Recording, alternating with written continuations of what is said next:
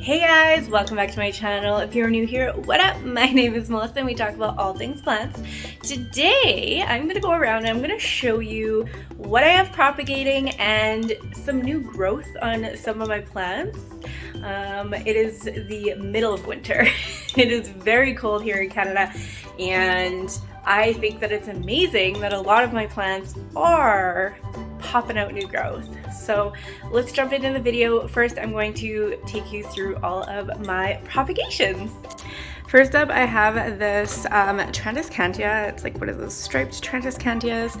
I just put a bunch of this in here because the plant, like the mother plant, was deteriorating and it just needed to be chopped up and restarted. And then I also here have, I need to put this in my moss box because I can cut each node. There's 1, 2, 3 of them here. But this was my Syngonium winlandii. I had done this because, as you can see, it was growing like this. The leaves are kind of like small and curled and I'm not sure what's going on because the rest of the plant was fine. So I kind of chopped it and I'm going to put it in my moss box. But for now, we just have it sitting in water.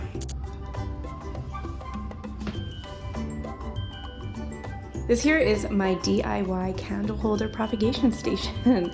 I absolutely love it. I'm so happy that I did this. It is sitting on the wall in my kitchen, which is pretty much directly on the side of a south window. So let's just jump into what I got propagating here. So I just have some, I believe this is just my Rhaphidophora. It just wasn't, or maybe it's a golden pothos, I can't remember. This is just some Syngonium here. And let's just pick up some, oh, there's a dead leaf, that's okay. And we'll just look at the roots, some healthy roots. I change out the water weekly. And then up here, we have, this is my Silver Bay Anglionema. This is what the roots look like, some healthy, cute little spaghetti roots, I like to call them. They kind of look like worms, not gonna lie, but I think I like saying spaghetti better. Up here we have some Rhaphidophoras. There's gonna be no roots because I kind of just cut these. I had a mother plant that just hated me and it completely died. So I chopped what was the rest of it. I chopped up what was left of it and I'm just trying to propagate it. And then just down here we have a Exotica. It does have some roots, but they look like they're about to fall off. They don't look the happiest of roots. Does anyone know why? But there's new growth. Does anyone know why Exoticas curl like this when you propagate them? I don't know if they're maybe just not getting enough nutrition with just straight water. But if you know the answer, let me know. And then here I have 4 Hoyas. I don't know the names of them, so if you know, I feel like this is like a Bretonii maybe. And then this one I think is a Shepherdii. They're all sitting in moss. This one is a Hoya Curtsii. I know this one. So there's that one. And then we have this one. Maybe this is a Bretonii. I literally don't know. So if you know, definitely help me out so I can label them. And then I also have this little guy in here as well. So yeah, those are my Hoya moss.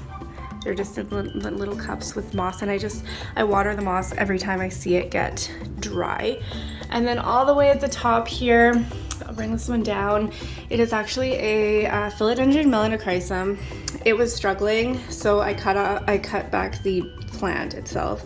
As you can see, there are roots there, but yeah. This was supposed to be a new leaf and then that happened. I guess I can cut here and put it in my moss box because I feel like I'm about to actually lose this leaf. So actually I might do that with this node as well and just throw each node into, there's 3 nodes on here. So just throw them into my moss box and see if that works better. It seems like moss is a little bit better and less invasive than water with some particular plants. I find with my philodendrons and my Hoyas, to be quite honest. The last thing that I have propagating is just some more of that Transcantia striped one, but I'm obsessed with the vessel that I chose. I actually just purchased this from the thrift store. It's like amber glass. It's like an eagle. There's like eagle feet and like the wings. It's absolutely stunning and I'm obsessed with it. And then onto my moss box. This is just a clear box. I have to spray it. It is still damp, but in here I have 1, 2, and 3 Monstera Perus. They are rooted. I have some little begonias, and then I mostly just have some nodes. I don't even know what they are until they grow. And then my Scindapsus argyrius in here. I always cut him. But that is it. It just sits in this box. I never take this off. I might take it off to spray it a little bit. And then again, this is my kitchen, so it is south facing, and I just kind of sit it on that little rack, and that's where it sits. All right, so now let's move on to the new growth that is going on with a lot of my plants. This is my very dusty Decarcia. I can't remember the name of this, but it has this. What do I do with this, you guys? Do I chop and prop? Do I leave it? I feel like this is like a new leaf, or maybe it's just gonna keep going. I don't know. Why is it doing that? It's so long. So I think I might chop and prop it, but oh my god, look at that like coloring. That's really cool. I didn't notice that before. It's not like that on the front, it's just on the back. It's like all the leaves are kind of like that. That's kind of wicked. I love that. So yeah, don't know what to do with that, but he's constantly growing. This is my little Shangri-La Pothos, otherwise known as a spinach pothos or a spinach plant. So originally it was just this piece, these pieces over here, and then just recently he popped out this little guy. So there is one leaf here and there is one about to unfurl. So he's super happy under this grow light. And then just behind here we have an Anglionema. I'm actually pretty impressed with this one because it stayed with this leaf for literally like probably a year, maybe over a year. And then in the fall it popped this out, and now it's just about to pop out, I'm pretty sure 2 different ones. So super happy with that guy. And again, I'm super happy with this Mexicanum. This is my Philodendron Mexicanum. I think I might have to move him because he's hitting the top there. But yeah, see, that's sunburn. So he is getting a little, I have to move him because yeah, it's physically warm. He's getting burnt by the light. So harsh on my part, but there is a like that is a brand new leaf about to pop up. So I'm gonna move him, but he is doing absolutely beautiful. And then the last one on this shelf is my little mixture of Brazil Philodendron and Philodendron Cordum Lemon Lime. Absolutely one of my favorite propagations that I've ever done. And then it's also shot out this pretty much from here to the end all winter. So there's that leaf and there's this leaf. It's a little bit leggy and it's kind of reaching for the window, but nonetheless, I'm really obsessed with it, and yeah, absolutely, I love it. This here is my very large Silver Bay Anglionema.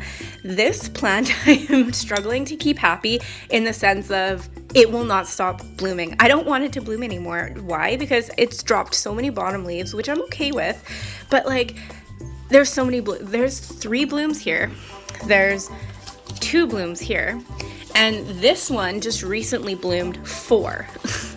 I don't think there is any other blooms, but it won't stop blooming, and I feel like the more that it's blooming, the more it's like the plant is struggling to like stay alive because it's blooming so much. But I mean, I'm not going to complain about a blooming plant at the end of the day. So just wish me some luck for this guy. My Starfish Sansevieria, it is producing a little pup right there. It's super exciting because I actually just took out a pup and then it just popped out another pup. So we love that for this plant. My friend had given me this Monstera because I kind of like killed mine, but it grew a new like shoot of leaves and then it pretty much died and they were really leggy, so I had cut it, and exactly where I cut it there's a brand new leaf about to pop out. So I'm really hoping that with it having a lot more sun, this is a south window, that that leaf is a lot more impressive than the leaves that it was trying to push out. Maybe this is my Mexicanum. They kind of look similar, I can't remember. But this guy, actually, he just popped out this leaf, and now he's popping out this. Do we all love how philodendrons pop out leaves? You always want to help it, but try not to.